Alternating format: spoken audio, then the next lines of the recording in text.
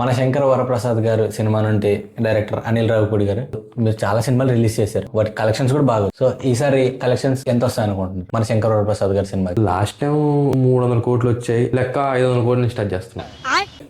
Brad Pitt గారితో మీ experience ఎలా ఉంది? బ్రాడ్ పిట్ ఆయనతో నా ఎక్స్పీరియన్స్ ఏముంటుంది? అదే సార్, F3, F2, F1 మీరే కదా సినిమాలు.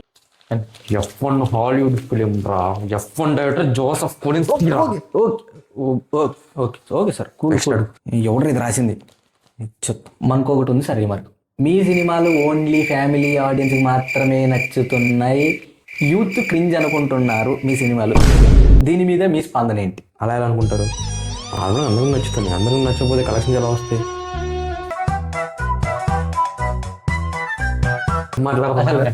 రేపు మనలో అన్నమాట సార్. స్పిరిట్, డ్రాగన్ ఎలా ఉన్నాయి టైటిల్?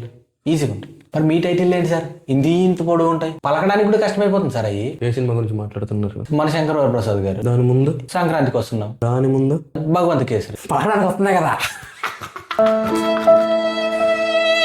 మన శంకర వరప్రసాద్ గారి సినిమాలో బాలయ్య గారు, నాగార్జున గారి క్యామియో కూడా ఉందా? దీనిపైన మీ స్పందన ఏంటి? అది మీరు సినిమా చూసి తెలుసుకోండి. చూస్తాం. మరి ఎన్టీఆర్ గారితో సినిమా ఎప్పుడు?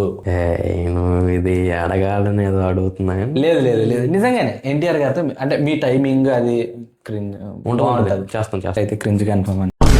ఇప్పుడు మీకు నచ్చే ఆడియన్స్ కి నచ్చే క్రింజ్ సినిమా సంక్రాంతి 2 సినిమా మీరు చేసి సంక్రాంతికి ఎందుకు రిలీజ్ చేయకూడదు? ఎవడు పంపించాడు?